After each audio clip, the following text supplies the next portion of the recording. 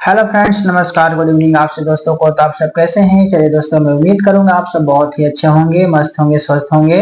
सो दोस्तों, आज मैं इस वीडियो में क्या बताने वाला हूं, आपको हमारे वीडियो का थंबनेल नई टाइटल देखकर समझ में आ गया होगा। सो दोस्तों, चलिए मैं आपको फिर से बता दूं कि आज मैं इस वीडियो में क्या बताने वाला हूँ।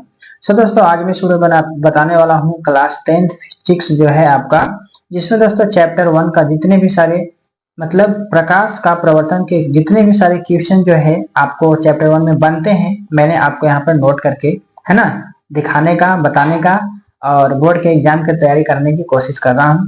तो दोस्तों, आप हमारा सपोर्ट करें। आप हमारे चैनल पर नए होंगे तो चैनल को सब्सक्राइब कर लेंगे और बेल नोटिफिकेशन को प्रेस कर लेंगे। और तो दोस्तों, मैं उम्मीद करता हूँ कि आपको जो है इसको पढ़ने के बाद, ठीक है, ये मेरा दोस्तों पार्ट 1 है फिजिक्स का, ठीक है, पार्ट 1 वीडियो रहेगा, जिसमें दोस्तों आपको इसको पढ़ने के बाद अगर ना समझ में आए, अगर ना लगे कि हाँ एग्जाम में आएगा, तो आप हमें कमेंट करके बताएंगे, ठीक है। क्योंकि दोस्तों मैं उम्मीद करता हूँ कि ये क्वेश्चन जो है मैं आपको जो बताऊंगा ऑब्जेक्टिव सब्जेक्टिव जरूर लड़ेंगे, ठीक है। क्योंकि मैंने दोस्तों सभी थ्योरी को क्या किया है, मैंने निकाल लिया है। तो आप इस वीडियो में लास्ट तक के बन रहिए, पहले देखिए, ठीक है, पहले बढ़िया से समझिए क्या है ना है, उसके बाद आप कमेंट करके बताएंगे, ठीक है। बाकी दोस्तों वीडियो अच्छी लगी तो लाइक कर देना और अपने दोस्तों के पास शेयर भी कर देना, ठीक है। तो चलिए देर न करते वीडियो करते हैं स्टार्ट। तो यहाँ पर दोस्तों फिजिक्स में सबसे पहले हम जानेंगे कि भौतिकी क्या है, ठीक है। फिजिक्स पढ़ रहे हैं तो जानेंगे ना भौतिकी क्या है, किसे कहते हैं, तो इसके बारे में सबसे पहले हम जानेंगे, ठीक है। तो यहाँ पर दोस्तों भौतिकी क्या है, तो यह विज्ञान की एक ऐसी शाखा है, ठीक है, ये विज्ञान की एक ऐसी शाखा है जिसके अंतर्गत हम लोग प्राकृतिक में होने वाले प्राकृतिक घटनाओं के बारे में अध्ययन करते हैं, ठीक है। जो भी प्राकृतिक में घटना घटित होता है, हम उसी के बारे में क्या करते हैं दोस्तों, अध्ययन करते हैं, ठीक है। उसी को हम लोग क्या बोलेंगे, फिजिक्स बोलेंगे, ठीक है। तो यहाँ पर आपको समझ में आ गया हो कि भौतिकी क्या है। उसके बाद दोस्तों, जैसे में हमने यहाँ पे लिखा है कि मौसम का बदलना, ये हमारा फिजिक्स में पढ़ना है। बादलों का बनना, ये हमारा फिजिक्स में पढ़ना है। वर्षा का होना, है ना, चंद्र तथा सूर्य ग्रहण आदि, ये सभी के सभी जो है दोस्तों फिजिक्स में पढ़नी है, ठीक है। तो मैंने यहाँ पे एग्जाम्पल के तौर पे ऐड किया हूँ, तो आप लोग, हमें उम्मीद है कि आप लोग को समझ में आ गया होगा, ठीक है। सो दोस्तों अब हम आगे चलेंगे। यहाँ पर जो भी दोस्तों क्वेश्चन यहाँ पे किताब से रिलेटेड है, ठीक है, और जो भी आपके बोर्ड एग्जाम में पूछे जाते हैं, मैंने यहाँ पे ऐड किया हूँ। सबसे पहले दोस्तों प्रकाश क्या है, ठीक है। तो प्रकाश एक ऐसी बाहरी भौतिक कारक है जिसके उपस्थिति में हम लोग किसी वस्तु को देखने की अनुभूति प्राप्त करते हैं, है ना। जैसे दोस्तों अभी मैं आपको एक सपोज एग्जांपल दूं, तो मैं यहाँ पे पढ़ रहा हूँ, ठीक है, तो ये जो अक्षर को पढ़ रहा हूँ इसमें हमको प्रकाश मिल रही है, हम जिससे देख पा रहे हैं तभी तो पढ़ पा रहे हैं। तो वही बोला जा रहा है दोस्तों, प्रकाश क्या है, तो प्रकाश एक ऐसी बाहरी भौतिक कारक है जिसके उपस्थिति में हम लोग क्या करते हैं, किसी वस्तु को देखने की अनुभूति प्राप्त करते हैं, यानी किसी वस्तु को देखते हैं, ठीक है। जैसे आप पेंसिल को देख रहे होंगे, यहाँ पे लिखावट को देख रहे होंगे, तो किसके वजह से देख रहे हैं, प्रकाश की वजह से, ठीक है। तो हमें उम्मीद है कि आपको समझ में आ गया होगा। सो दोस्तों यहाँ पर आगे क्वेश्चन मैंने लिखा है, प्रकाश एक प्रकार की ऊर्जा है जो आपको ऑब्जेक्टिव में पूछा जा सकता है, ठीक है। तो दोस्तों बढ़िया से आप इसे याद कर लेंगे, अपने कॉपी में ऐड कर लेंगे। यह निर्वात में भी गमन करती है, तो यानी आपको पता हो गया कि प्रकाश जो है निर्वात में भी गमन करती है, ठीक है। यह सब दोस्तों ऑब्जेक्टिव टाइप क्वेश्चन है जो मैंने आपको यहाँ पे दिया हूँ, ठीक है। बाकी दोस्तों निर्वात में इसकी चाल क्या होती है, प्रकाश की चाल जो है 3 × 10⁸ मीटर प्रति सेकेंड, या इसको आप 3 लाख किलोमीटर प्रति सेकेंड बोल सकते हैं, ठीक है। तो इस तरीका से दोस्तों आपको क्या करना है, इसे भी याद कर लेनी है। अब बताना है कि प्रकाश सरल रेखा में गमन करती है। प्रकाश एक विद्युत चुंबकीय तरंग है, ठीक है। प्रकाश क्या है दोस्तों, एक विद्युत चुंबकीय तरंग है, ठीक है, एक विद्युत चुंबकीय तरंग है। तो इस तरीके से दोस्तों मैंने यहाँ पे 4 वो जो है ऑब्जेक्टिव टाइप क्वेश्चन जो बना था मैंने आपको ऐड कर दिया, दे दिया, ठीक है। तो हमें उम्मीद है कि ये क्वेश्चन जो है हो सके पिछला बार आया था तो इस बार भी आ सकता है, ठीक है। तो दोस्तों आप इसे बढ़िया से नोट कर लेंगे और याद कर लेंगे। बाकी दोस्तों यहाँ पर मैंने बताया है कि 19वीं शताब्दी में पाया गया कि यदि प्रकाश के पथ में एक छोटी सी वस्तु रख दी जाए, ठीक है, किसके पथ में, तो प्रकाश के पथ में एक वस्तु को रख दी जाए, तो प्रकाश सीधे चलने के बजाय अपने पथ से थोड़ा सा विचलित हो जाता है, ठीक है। इसी घटना को क्या दिया गया है, विवर्तन नाम दिया गया है। क्या दिया गया दोस्तों, विवर्तन। तो आप इस तरीके से समझ सकते हैं विवर्तन क्या है, ठीक है। उसके बाद दोस्तों प्रकाश के स्रोत किसे कहते हैं, इसके बारे में जानेंगे। तो प्रकाश के स्रोत दोस्तों वह वस्तु जहां से प्रकाश निकलती है, जैसे टॉर्च मारते हैं तो टॉर्च मारने के बाद उससे प्रकाश निकलते हैं ना, वो प्रकाश का स्रोत हुआ, ठीक है। जैसे बल्ब जलता है तो बल्ब से प्रकाश निकलते हैं ना, वो प्रकाश का स्रोत हुआ।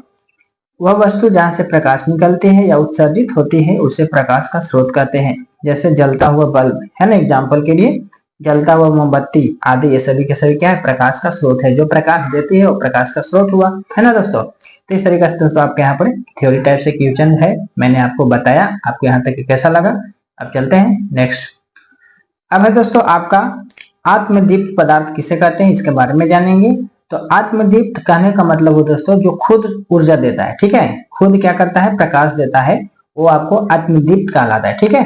जैसे ऐसा पदार्थ जो स्वयं प्रकाश उत्सर्जन करता है आत्मदीप्त पदार्थ कहलाता है, ठीक है। तो यहाँ पर बात करें तो सूर्य जो है प्रकाश खुद देता है ना, किसी से सहायता नहीं लेता है। तारा भी क्या है, खुद ही प्रकाश देता है। जुगनू जिसको हम लोग भागजुगनी बोलते हैं, है ना दोस्तों, तो ये भी क्या है, हमारा आत्मदीप्त है। ये भी हमें स्वयं ही क्या करता है, प्रकाश देता है, ठीक है, किसी के ऊपर भरोसा नहीं करता है। तो इस तरीके से दोस्तों मैंने सूर्य, तारा, जुगनू आदि लिखा है जो आत्मदीप्त पदार्थ है, ठीक है। सो दोस्तों ये सभी के सभी क्वेश्चन जो पूछे जाते हैं तो आप बढ़िया से इसे ऐड कर लेंगे और याद कर लेंगे। मैं गारंटी देता हूं कि आपको एग्जाम में जो है 2025 में बोर्ड एग्जाम में आपको लड़ने वाला है, ठीक है। उसके बाद दोस्तों अदीप्त पदार्थ किसे कहते हैं, इसमें से ऑब्जेक्टिव टाइप भी क्वेश्चन बन सकते हैं। तो आप बढ़िया से इसे थ्योरी को याद कर लेंगे तो ऑब्जेक्टिव भी आपको याद हो जाएंगे। अदीप्त पदार्थ आपको समझ में आ गया, उसका अपोजिट होगा, है ना। ऐसा पदार्थ जो स्वयं प्रकाश उत्सर्जित नहीं करता है लेकिन प्रकाश की उपस्थिति में दिखाई देता है, उसी को अदीप्त पदार्थ कहते हैं, ठीक है। जैसे दोस्तों यहाँ पर चंद्रमा जो है यहाँ पे लाइट वो भी देते हैं लेकिन लगता है कि वो खुद का लाइट है, नहीं, ये सूर्य के प्रकाश के प्रवर्तन से क्या होता है, जब उसको सूर्य के प्रकाश पड़ता है ना तो उसी से क्या होता है, चंद्रमा दिखता है। उसके बाद दोस्तों टेबल की बात करें, कुर्सी की बात करें आदि, जैसे कहने को मतलब ये पेंसिल को हम देख पा रहे हैं तो ये किसी दूसरे प्रकाश की सहायता से देख पा रहे हैं, ठीक है। इसमें हमारा प्रकाश जो है खुद का नहीं है। ये दोस्तों हमारा अदीप्त पदार्थ हुआ, ठीक है। उसके बाद आगे चलते हैं। उसके बाद दोस्तों किरण किसे कहते हैं, है ना। तो किरण किसे कहते हैं जानेंगे। प्रकाश जिस पथ पर चलता है उसके दिशा को ही किरण कहते हैं, ठीक है। जिस पथ पे क्या होता है, चलता है प्रकाश, वो हमारा क्या कहलाता है दोस्तों, किरण कहलाता है, ठीक है। उसके बाद दोस्तों यहाँ पे चित्र आप देख सकते हैं, ये हमारा क्या है, पथ है, ये क्या है, एक रास्ता है। तो प्रकाश बोला कि जिस पथ पर चलता है उसी दिशा को क्या कहते हैं हम लोग, किरण कहते हैं। तो हमारा क्या होगा दोस्तों, किरण हो गया, ठीक है। अब दोस्तों किरण पुंज क्या है, किरण पुंज कहते किसे हैं, तो जानते हैं। किरणों के समूह को किरण पुंज या प्रकाश पुंज कहते हैं, ठीक है। किरणों के समूह को किरण पुंज या प्रकाश पुंज कहते हैं। यह कितने प्रकार के होते हैं दोस्तों, 3 प्रकार के होते हैं। पहला समांतर किरण पुंज, अभिसारी किरण पुंज और अपसारी किरण पुंज, ठीक है। तो इस तरीके से दोस्तों आपको ऑब्जेक्टिव टाइप क्वेश्चन में पूछा जा सकता है किरण पुंज कितने प्रकार के होते हैं, तो आपको बताना है 3 होते हैं, समांतर, अभिसारी और अपसारी, ठीक है। तो दोस्तों इस तरीके से आप क्या करेंगे, इसे भी बढ़िया से याद कर लेंगे। बाकी दोस्तों मैं आपको बता दूं कि सभी जो मैं क्वेश्चन दे रहा हूं आपको सभी के सभी वीवीआई क्वेश्चन है दोस्तों, ठीक है। तो आप इसे बढ़िया से याद कर लेंगे लिख करके। बाकी दोस्तों हम सभी का डेफिनेशन को जानेंगे। समांतर किरण पुंज किसे कहते हैं, है ना। तो वैसे किरण पुंज जिसमें सभी किरणें आपस में समांतर हो उसे समांतर किरण पुंज कहा जाता है। आप मैथ में पढ़े होंगे, है ना। इस तरीके से जो भी रेखा ऐसे खींचते हैं एक दूसरे का क्या होता है, समांतर होता है। तो दोस्तों आप यहाँ पर इस फिगर में देख सकते हैं ये क्या है, एक दूसरे के समांतर है।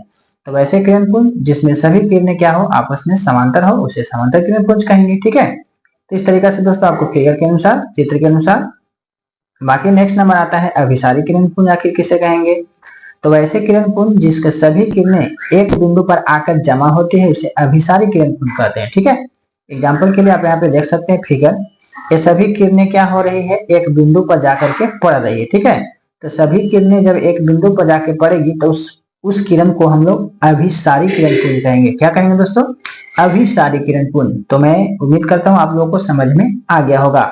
अब चलते हैं नेक्स्ट, अपसारी किरण पुंज किसे कहते हैं। दोस्तों आपका अपसारी किरण पुंज है ना। तो यहाँ पर वैसे किरण पुंज जिनके सभी किरणें एक दूसरे से फैलती हुई प्रतीत होती है उसे अपसारी किरण पुंज कहते हैं। क्या बोला दोस्तों, वैसे किरण पुंज जिनके सभी किरणें क्या होती है, एक दूसरे से फैलती हुई प्रतीत होती है। जैसे आप यहाँ पर देख सकते हैं, यहाँ से जब प्रकाश निकल रही है तो सभी के सभी किरणें क्या हो रही है, फैलती हुई प्रतीत हो रही है। तो उसी को हम लोग अपसारी किरण पुंज कहते हैं, ठीक है। तो दोस्तों मैं उम्मीद करता हूँ आपको अभिसारी, समांतर और अपसारी किरण पुंज के बारे में समझ में आ गया होगा। बाकी चलते हैं आगे। प्रकाशीय माध्यम किसे कहते हैं, इसके बारे में जानते हैं। यह एक ऐसा क्षेत्र होता है जहां से प्रकाश की किरणें निकलकर नेत्र तक पहुंचती है, यानी कि हमारी आंखों तक पहुंचती है।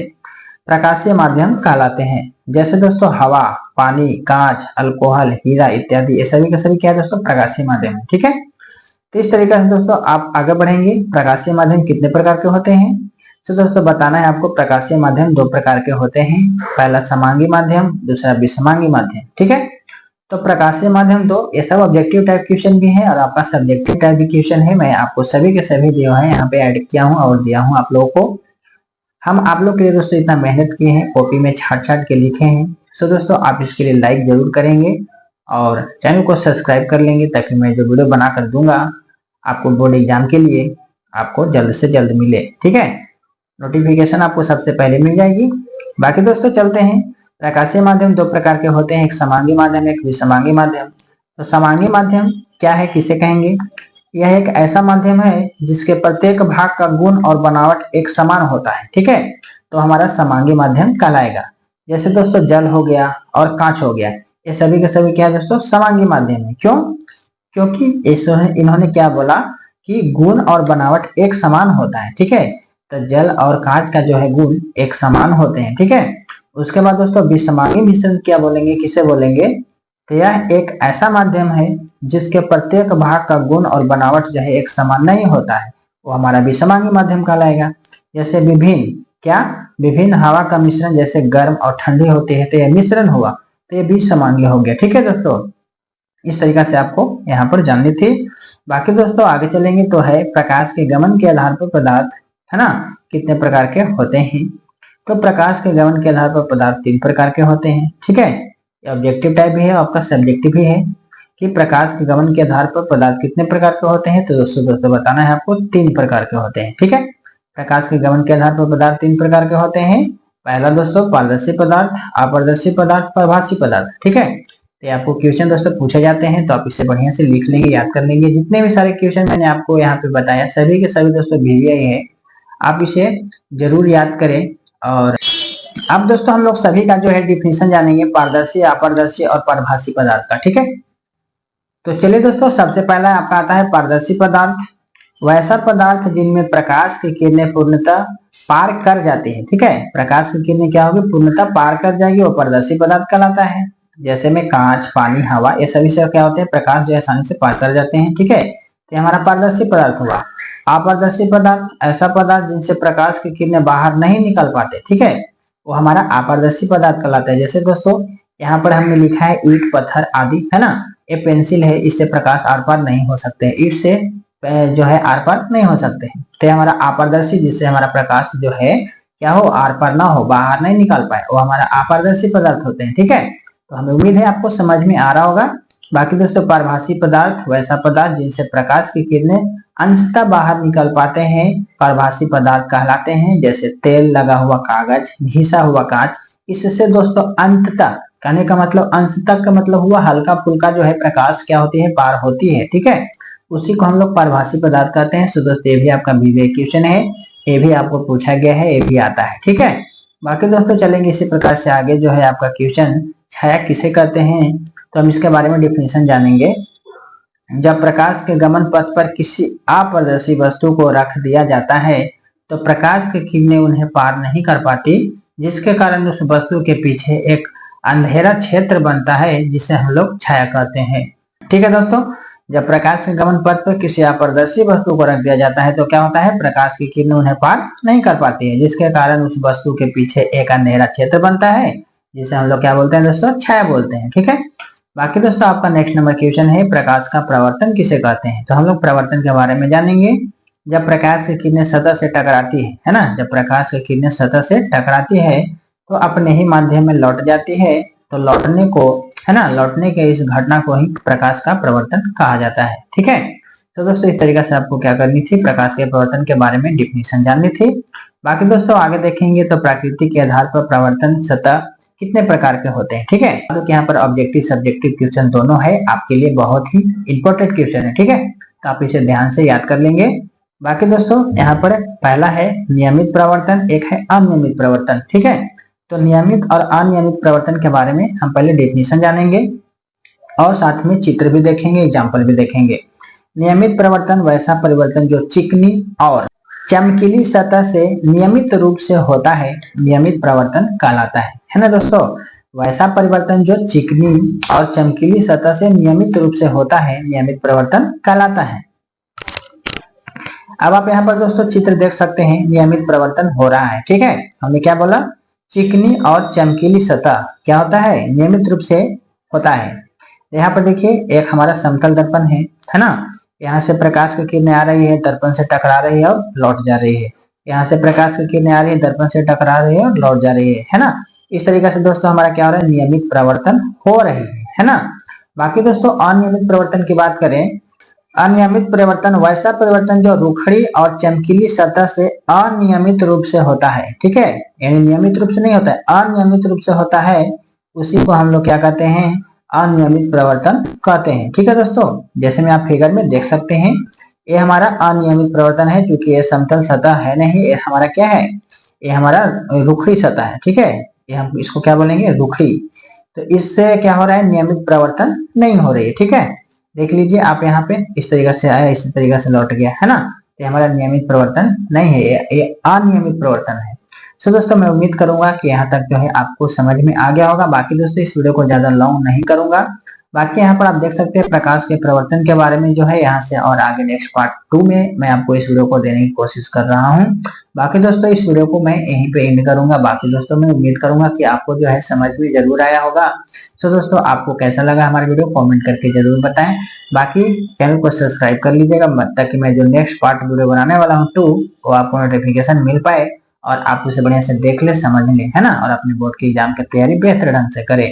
तो चलिए थोड़ा देर न करते हुए वीडियो को यहीं पे करेंगे एंड। जब तक के लिए इतना ही, best of luck. So thank you, all the best. जय हिंद, जय भारत।